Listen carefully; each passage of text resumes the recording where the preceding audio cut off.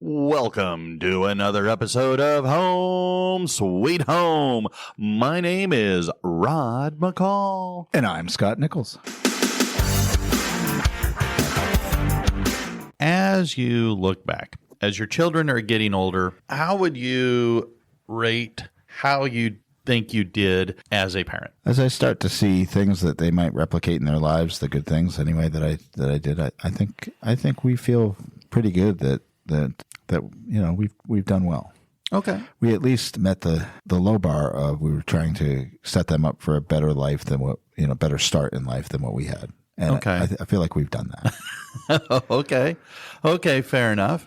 At any time from when your first child was born to now, did you and Eileen ever ask yourself the question of, am I doing enough? Am I doing enough to give these kids the best opportunity to be successful? Probably because we were driven forward to do things like get education, move to different locations to get better opportunities. I mean, things like that. I mean, we definitely made some hard decisions to reposition ourselves for better opportunities. So I think we must have at some point thought, is this going to be better for them or not? Okay. I don't recall like sitting down having a conversation like that, but okay. I definitely think that at least in the sense of we were making some decisions to make ourselves better, which also made them better. Okay. Their situation. Well, one of the things I loved my work as a counselor.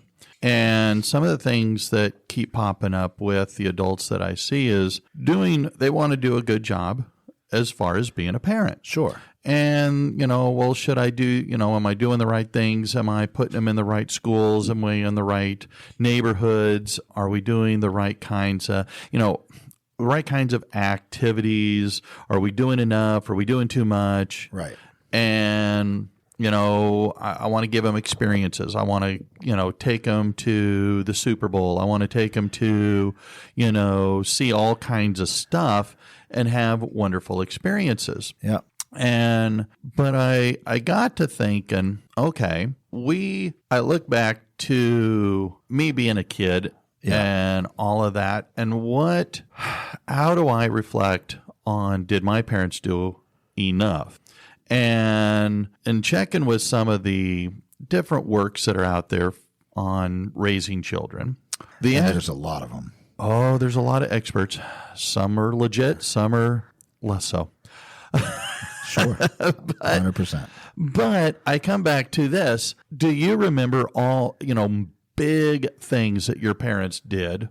Or do you remember more of the little things that they did? I mean, I definitely remember when they took us to Disney World. That was a big thing. Mm-hmm. I remember camping trips. Mm-hmm. Those are kind of memorable events, experiences. I think I would probably say I remember experiences more. I remember going to Boston to visit my aunt at a young age, right? And just being in the city and, experiencing all that kind of different stuff since we lived in a very rural area. Sure. So, I definitely remember experiences that we had. Okay. That's what I remember most, I think. Well, some of the stuff that's coming out, and I kind of echo or feel, or I related to it, is that for the most part, kids don't remember perfect days. Sure. They tend to remember consistent moments. Now, I want to be fair, right? Like perfect days in the 80s came often. Oh, that is true. Right. 70s too. I had some great days. It was a you're out of the house at 7 a.m. Be back when the street lights turn on. Yes. Those were some perfect days. Those were. That most kids don't have those days now. No, not at all. Despite being statistically safer now than it was then. Oh, yeah. Everywhere. It's something that they don't get. That is true. But I will say we had some great days in the 70s too, but I don't want to compare the 70s or 80s to today. My point, though I will agree with you that, but in fact, Sherry, they were both better decades than now. Well, Sherry says I still live in the 80s, and I go, no. I just have fond memories. Sure. But when it comes down to it, it's not the big things that we as parents can do to have a much more beneficial impact on our kids' lives. It is the small daily rituals, the consistencies that we can provide. because I think kids do better. In fact, there's a lot of science that backs this up. When kids know what to expect, they thrive better than when in a world of I don't know what to expect, I don't know what I'm going to find. Right. And so, I mean, I think that's fair for adults too. I mean, do you like to be in a chaotic situation where you don't know what's going to happen? no, not at I all. hate that. I mean, I don't like not knowing, right? And waiting and having to see what the next thing is and expecting, right? Like when you're looking for a job. Oh, I hate Right? looking You for a look job. For a job, and you get some interviews, and then you're like, I don't know what's happening next. Like I have to wait, and I hate waiting. So people just like constantly checking your phone, your email, your messages. See, did they get back to me? Yep. I mean, and you don't really know. And sometimes just walking into an interview is like, I don't even know what to expect, and that's anxiety galore, right? So I can't imagine a kid who has inconsistency and doesn't know what to expect minute to minute.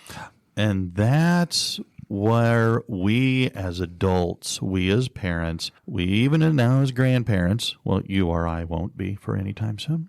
Not that I'm bitter or jealous, but the idea that we as adults can provide consistency, and we can do this in little things. Sure. Because these little things that we can do that provide this consistency will give our kids, or any kids, because I did this in the classroom forever, it gives them a sense of security, a sense of belonging, and a deeper connection to the family unit. Yeah. And so I want to talk about 5 different things that we can do, or categories of things that we can do that can be small but consistent things that I think can be way more beneficial to our children, raising them to be healthy, functioning, successful adults than, dare I say, a trip to Disney World. I mean, dare you say it. You said it.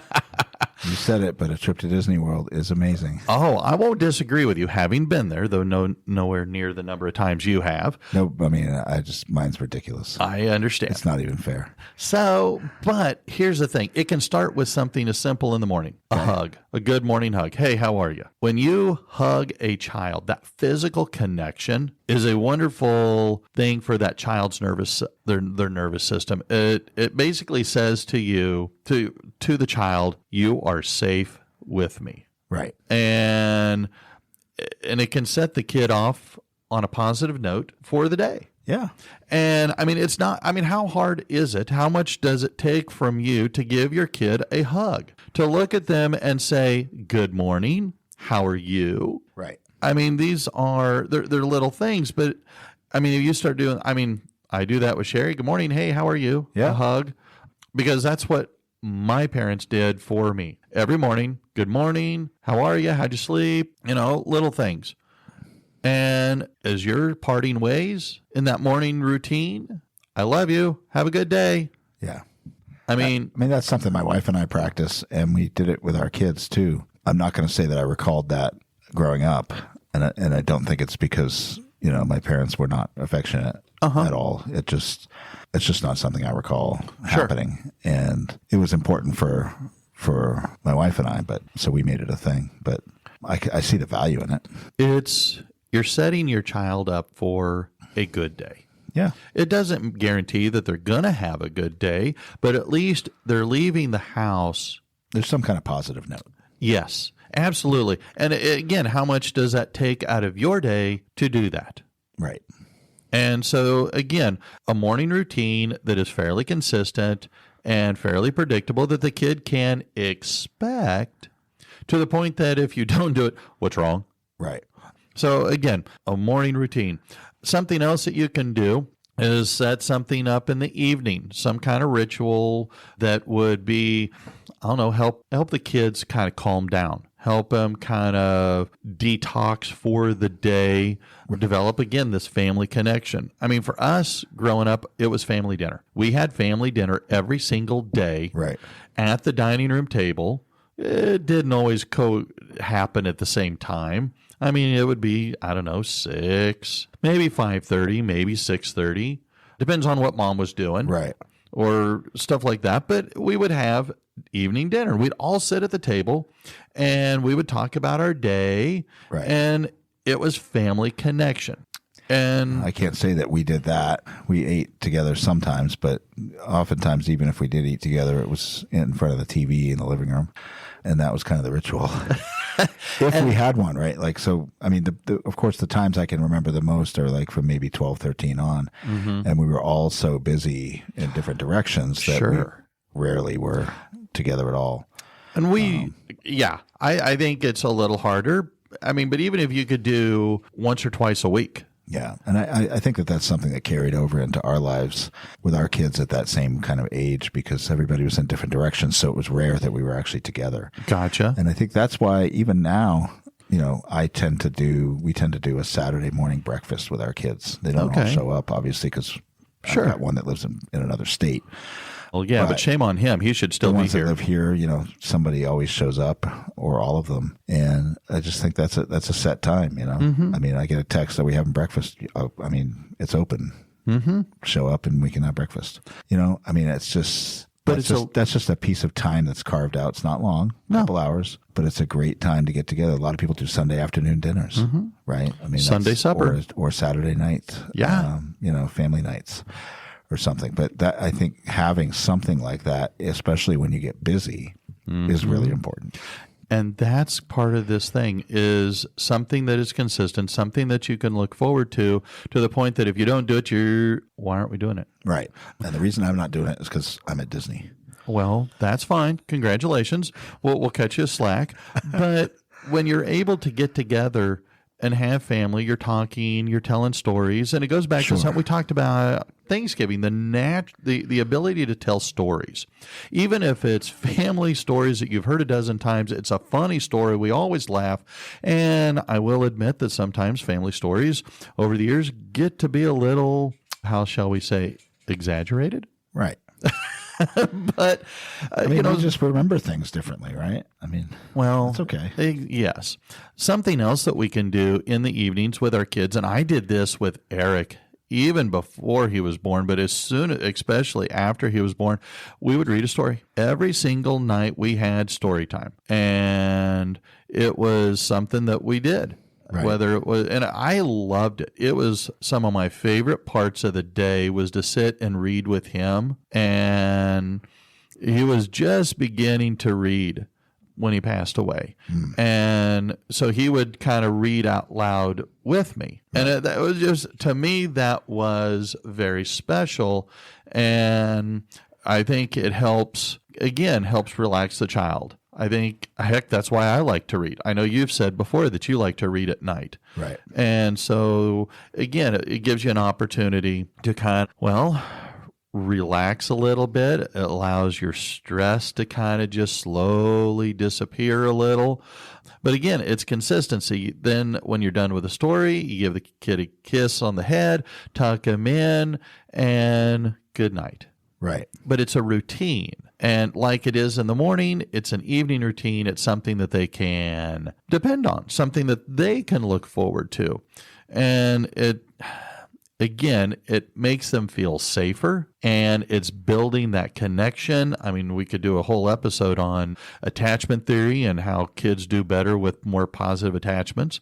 But when they feel this way, they're also more likely, especially when they get a little bit older, talk to you, right? Visit with you. Yeah. I mean, how many times do you want to know what's going on with a kid, with your own child? And they go, nothing, fine, okay.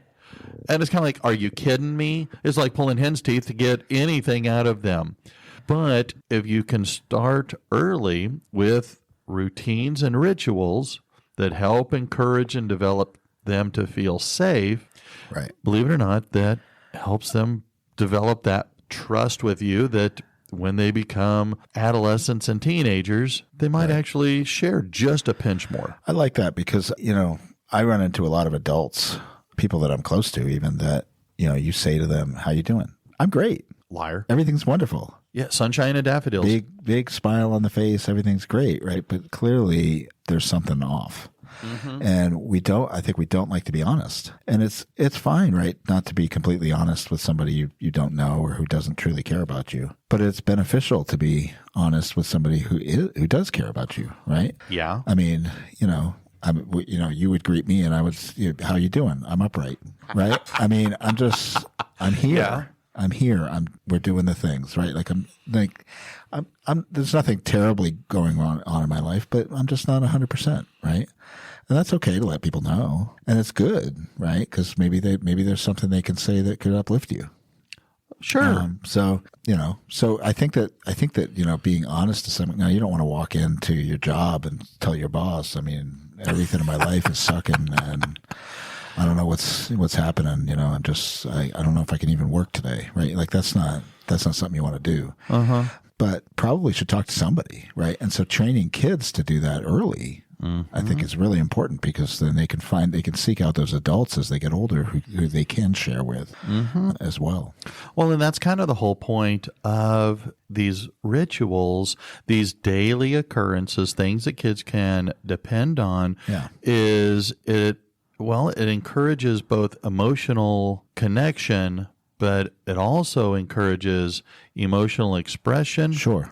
And communication, like you were saying. I mean, at family dinners, whether even if it's just once a week where you're all gathering, let's talk about your week, what were the goods, the bads, the uglies, and okay, here we go. Sure. And it's just a way to connect. It's a way to, in a lot of ways, I see it as family is important. Yeah.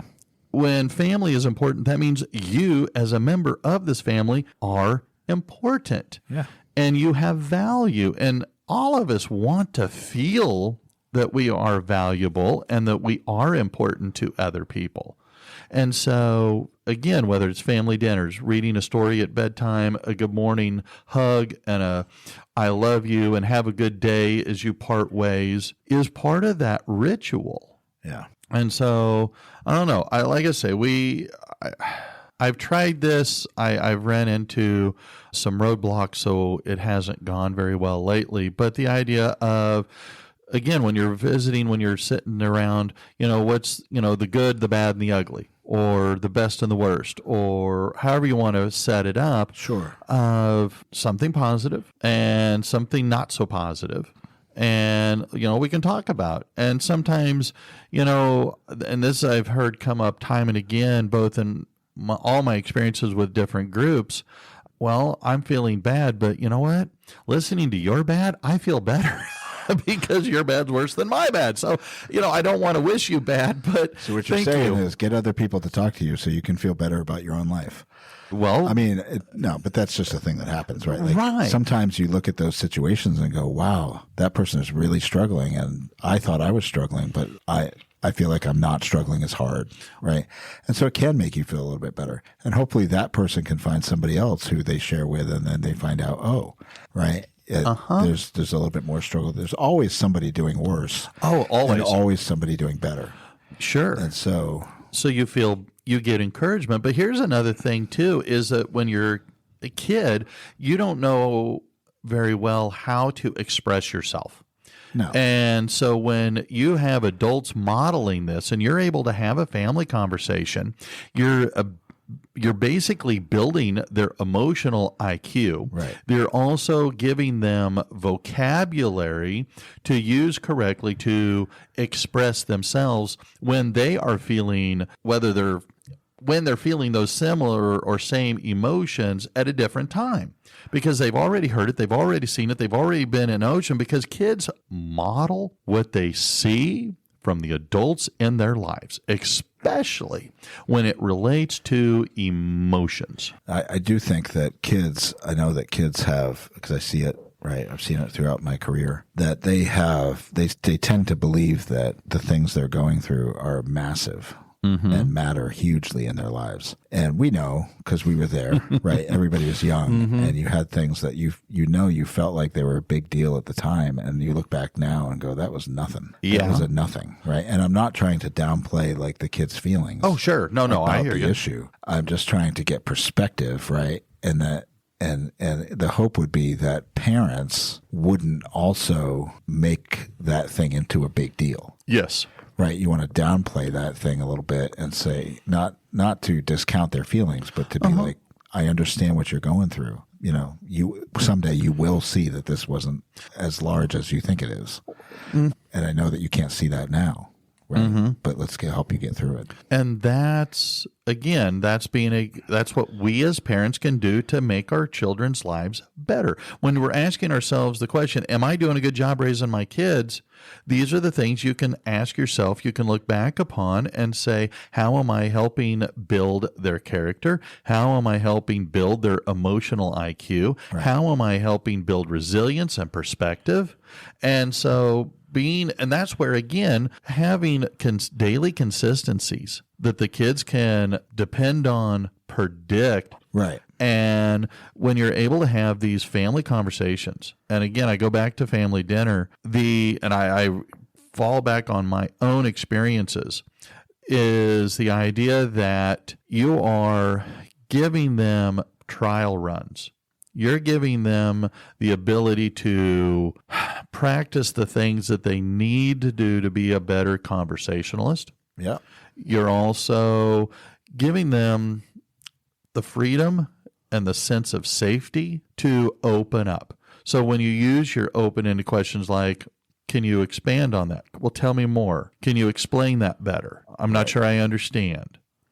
They feel confident enough that they are able to do that. And by doing so, again, it helps grow them in all the positive ways that we as adults have become. Right. How do you feel about storytelling in that situation of like, you have an adolescent that's telling you this thing that's really terrible and it thinks it's a very big deal. And you know that it's really not going to be a big deal in life, but you can't discount it. You got to acknowledge the feelings, right? And you don't necessarily want to draw the focus off of that. But I sometimes feel that telling a story about my own life in a similar situation can shed some light on, because that same thing might have happened to me, and yet here I am, absolutely, with lots of success and other things, right? Like, so it didn't have a massive impact. Did it hurt at the time? Sure. Was it painful? Was it anxiety? Was it an issue? Absolutely, right? But just having that hope, I think, of getting through it, I think is important. I found, and I have practiced this for a long time, this is not an easy skill that you can master quickly. It is, well, I don't know. I'm a slow learner, so maybe that's why it's taken me. Maybe, odds are you're a lot smarter than I am, so you could definitely probably pick this up faster, but it's called I statements. And I was first introduced to I statements when I was going through my divorce and we were in the divorce group.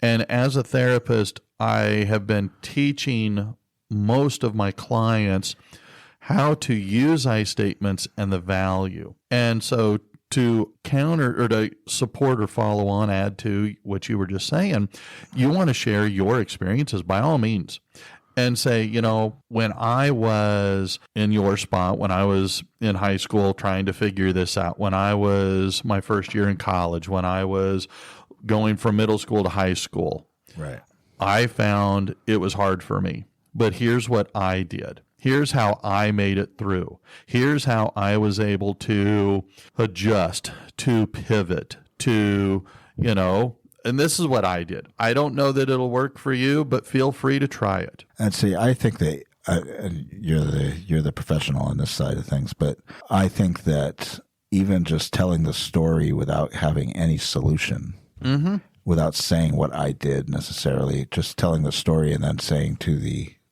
adolescent, right, the child, does any of that connect with what you feeling? Oh, absolutely. Right. And sure. Then let them ask the questions. How did you get around it? How did you get over that? How did you get beyond it? How did you deal with it? And then you could answer, right? But because I think sometimes I've learned in my relationships that if I start offering answers, solutions, that really I'm just mansplaining everything to everybody. Yes.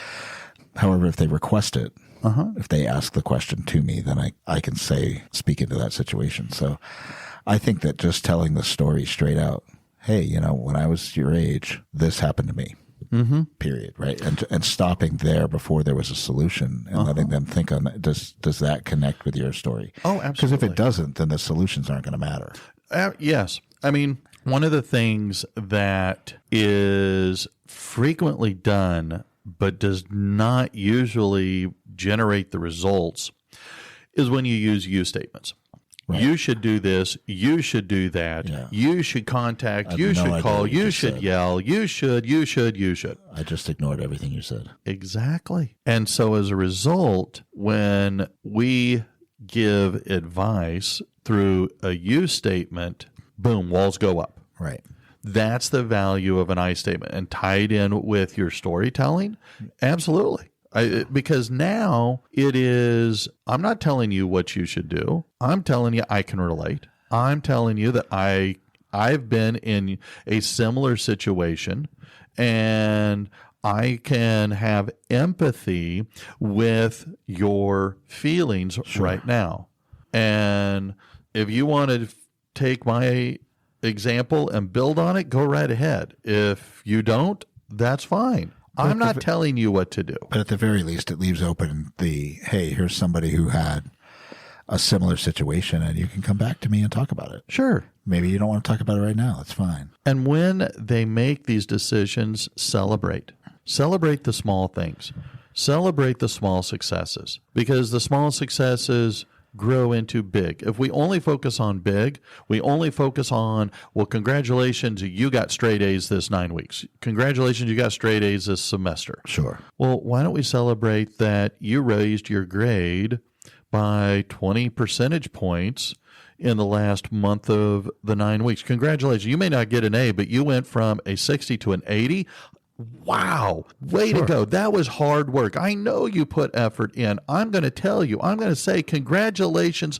I'm going to make a fancy dinner for you. We're going to make a special dessert for you to celebrate your success. I mean, these are the things that we can do because we're celebrating success. We're encouraging resilience. It's not that you have to be perfect. It's the fact that you tried. And I think that part of that is just carving out the time, right? Mm-hmm. There's value in carving out time and saying, we're going to do this together at this time.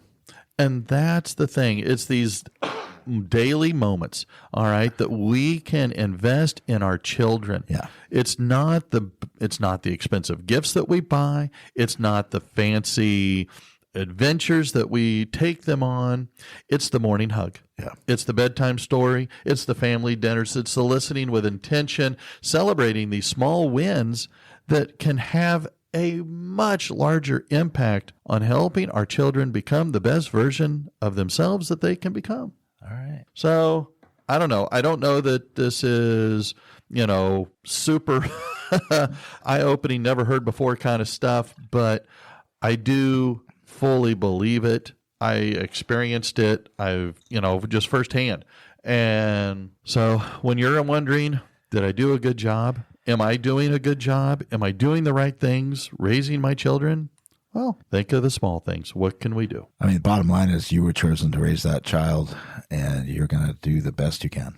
And that's going to be enough. Yes. If you're doing the best you can, that's enough. Exactly. Period. All right. This is great. So anyway, that's all I got for today. So excellent. I guess then until next time, I'm Rod. I'm Scott. See ya. Bye-bye.